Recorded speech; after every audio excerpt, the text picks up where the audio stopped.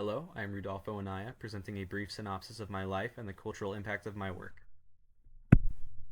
For some background information, I was born on October 30th, 1937 and died on June 28, 2020. I was born in New Mexico and have stayed here throughout my entire life, moving around the state.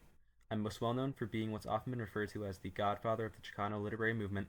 I was among some of the earliest Mexican American voices that had managed to gain traction in the Western literary world in the mid to late 20th century. My most popular work has undoubtedly been Bless Me Ultima. It's a very personal work to me, as it recounts many events from my childhood. After its breakout success, I managed a very fruitful career as an author, publishing books in all differing manner of genres, even children's books. My life in New Mexico and the subsequent literary material that has been inspired by it has allowed readers to examine a unique view of life in America.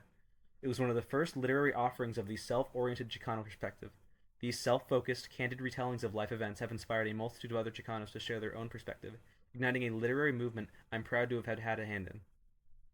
In addition to paving the way for Chicano identities to be expressed in writing, my own works also tackled topics that were considered taboo for the time, like cultural colonialism and sexuality. Now I'd like to take some time to answer some questions that have been asked regarding myself. What challenges or barriers have I faced, and how have I responded to them?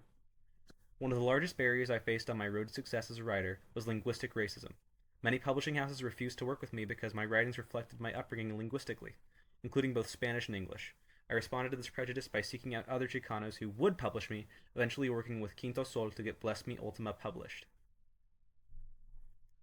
How did I rise against the censorship of taboo topics in my writing?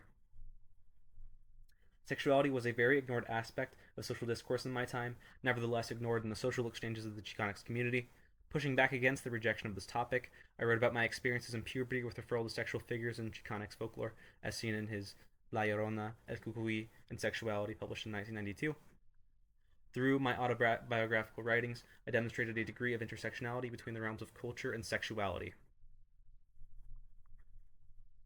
How did my cultural identity influence my perception of America growing up in New Mexico throughout my formative years? Much of my experience is characterized by cultural intersectionality. I was raised by the Chicanx community, but my environment undoubtedly imprinted on me, as seen in Autobiography of Rodolfo Anaya, as written in 1985. I'm just as much a member of my culture as I am my country, creating a very distinct dichotomy, and experiencing America, much of what I relate to, uh, as far as taking in new things, is the culture of my ancestors. What would I have to say about the preservation of history, especially in the modern day with the advent of the information or misinformation age? I actually touched on this back in the 90s when Otego Baca, a Mexican folk hero, was being hailed as a beacon of moral virtue, as seen in Incredible Otego Baca, Good Man, Bad Man of the Old West, published in 1993. Although I was happy he was being celebrated, I was unsettled by the fact that he was being remembered in such a diluted way.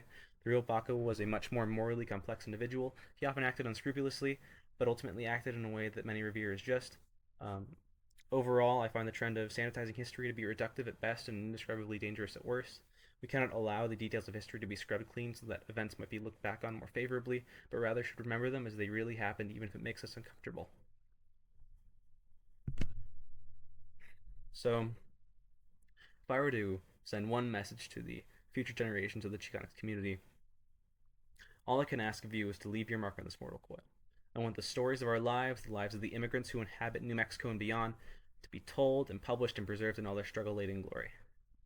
Don't let the times corrode retellings of the lives we lead. Let such experiences be preserved without triteness or revision. Preserve yourselves. We may wait and hope for prejudice to be vanquished, but let us not rely on unfounded dreams. We've seen what prejudice can cause in the hearts of a hateful person or a hateful people. If we're to avoid such hate, we must not rely on vessels of prejudice to change, and rather must take the matter into our own hands.